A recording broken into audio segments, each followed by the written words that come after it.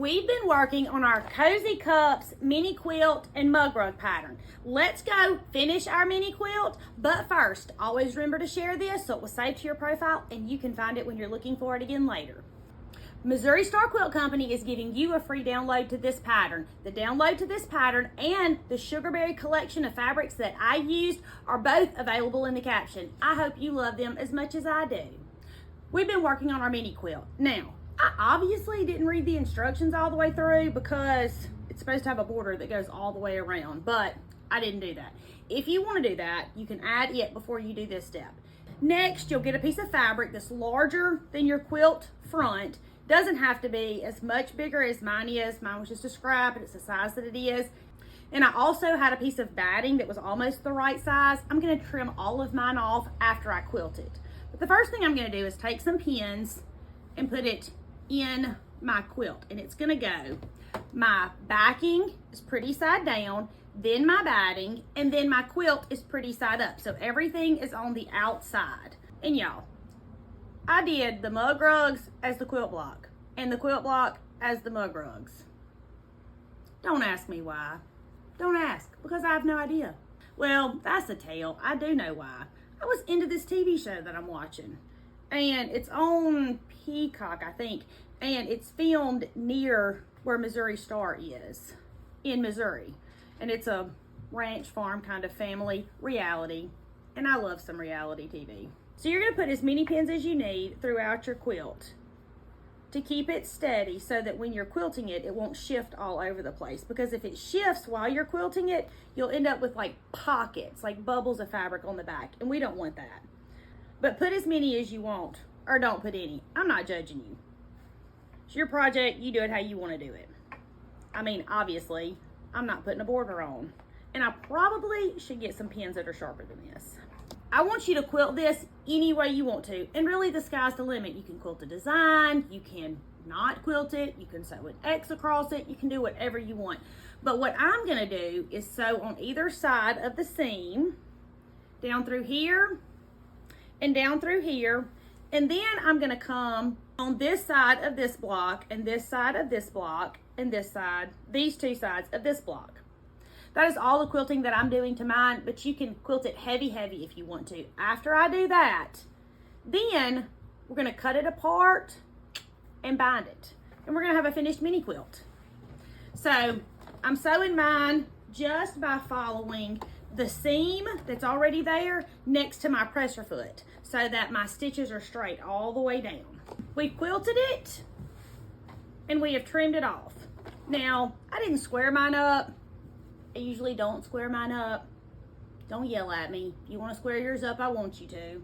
But I want every piece of my hard work, even if it is a little wider at one end than the other, or a little tiny bit misshapen, because, you know, it happens. So our instructions say to use 2.5 inch binding. I chose to use binding that's the same as the back of my quilt because the way that I bind, you don't see the binding. Now, measure your quilt. This is how I'm doing mine. My fabric folded in half. Yep, that'll fit that and that. Yep, that'll fit that and that. So now I'm going to take these, put them pretty side to pretty side, and I'm gonna sew just below the selvage, straight across. Now our instructions say to sew it diagonally, and if you want to, I want you to, but I'm not. Do it however you want to do it. After we've got it sewn, then I'm gonna cut the selvage off. And the next thing I'm gonna do is fold it in half like this with the pretty sides on the outside and iron the entire piece. If you wanna know something controversial, let's talk about quilt binding. Y'all, I have never in my life seen people get so passionate about something that is not that serious, but they do. And if you're one of those people, I need you to do it however you wanna do it and let me do it however I wanna do it, okay? There's no right and wrong way. Measured it my way. I've sewn it together my way. Do it your way. And now we're gonna bind it. Now I'm gonna tell you what I'm doing and walk you through every step. But if you're still confused, there's some great up close tutorials right here on this page. So search Hometown Quilt Company quilt binding and you'll see the tutorials. They're very easy to follow. Now we're gonna take our piece. We started 2.5 inches like this. I always make my binding 3 inches, and I probably would have done it had this been a larger quilt, but because it's so small, I'm doing it 2.5 inches, but the pattern says 2.5. So 2.5 inches, we folded it in and we ironed it. I'm gonna lay it on the side of my quilt and come down, I don't know, 3 or 4 inches. It doesn't really matter. You don't want to start in a corner, and you do want to leave this tail because you're going to use that to close it up. And you're going to make sure that when you lay it on there, all of your raw edges are together. Raw edge of your quilt, raw edge of your binding, raw edge of your binding. And you're going to start sewing right here. You're going to sew 1/4 inch seam down, and then I'm going to show you how to do the corner. I'm starting my binding on the front because I want mine to end up on the back. If you want your binding on the front, then start your binding on the back, because when you fold it over, that's going to be its final place. I'm sewing this with a straight stitch and a 1/4 inch seam. I'm just following the edge of my quilt and my binding with the edge of my presser foot. Back stitching when I start and when I stop. Okay, so I've stopped about 1 inch from the corner. And what I'm going to do is take my binding, and I'm going to go to the right. I'm just folding it straight out to the right, making sure that this is straight, that this 45 degree is pretty, and that this comes straight out. And then I'm going to go back to the left. Just like this.